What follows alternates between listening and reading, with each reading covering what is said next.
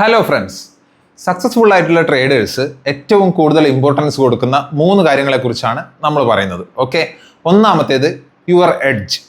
നമുക്ക് എല്ലാവർക്കും ട്രേഡ് ചെയ്യുമ്പോൾ ഒരു എഡ്ജ് ഉണ്ടാവും.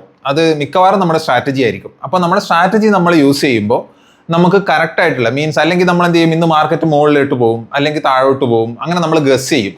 ഗസ് ചെയ്യുന്നതല്ല, നമ്മൾ മാർക്കറ്റ് എങ്ങനെ പോകുന്നു നോക്കി അതുമായിട്ട് റിയാക്ട് ചെയ്യാണ് വേണ്ടത്. റിയാക്ട് ചെയ്യണമെങ്കിൽ എന്ത് വേണം, നമുക്ക് കൃത്യമായ ഒരു സ്ട്രാറ്റജി വേണം. പിന്നെ രണ്ടാമത്തെ കാര്യമാണ് സൈക്കോളജി. നമ്മളിപ്പോൾ അത്ര നല്ലൊരു കില്ലർ സ്ട്രാറ്റജി നമ്മുടെ അടുത്തുണ്ടെങ്കിലും നമുക്ക് കറക്റ്റായ സൈക്കോളജി ഇല്ലെങ്കിൽ നമുക്ക് കറക്റ്റ് എൻട്രിയോ കറക്റ്റ് എക്സിറ്റോ ചെയ്യാൻ പറ്റില്ല. അപ്പോൾ psychology means emotion is important. അപ്പോൾ സൈക്കോളജി വളരെ ഇമ്പോർട്ടൻ്റ് ആണ്.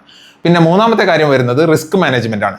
റിസ്ക് മാനേജ്മെന്റ് നമുക്കറിയാലോ, ഒരു കൃത്യമായ SL ഒന്നും ഇല്ലാതെ നമ്മൾ ക്യാപിറ്റലിൽ എത്ര നമുക്ക് ലൂസ് ചെയ്യാൻ പറ്റും, അല്ലെങ്കിൽ നമ്മൾ പ്രോഫിറ്റ് വരുമ്പോൾ എവിടെയാണ് നമ്മൾ ഇറങ്ങേണ്ടത്, നമ്മുടെ ക്യാപിറ്റൽ ലോസ് ആവാതെ, ക്യാപിറ്റലിൽ നിന്ന് നമുക്ക് ഫണ്ട് പോവാതെ എങ്ങനെ നമുക്ക് കണ്ടിന്യൂസ് പ്രോഫിറ്റബിൾ ആയി പോവാം, ഈ കാര്യങ്ങളൊക്കെ നിർണ്ണയിക്കുന്നത് റിസ്ക് മാനേജ്മെന്റ് ആണ്. അപ്പോൾ ഈ 3 കാര്യങ്ങളാണ് ഏറ്റവും ഇമ്പോർട്ടൻ്റ് ആയിട്ട് സക്സസ്ഫുൾ ആയ ട്രേഡേഴ്സ് ഫോളോ ചെയ്യുന്നത്. ഇതിനെക്കുറിച്ച് നിങ്ങളുടെ അഭിപ്രായം എന്താ? ഒന്ന് കമന്റ് ചെയ്യണേ. താങ്ക്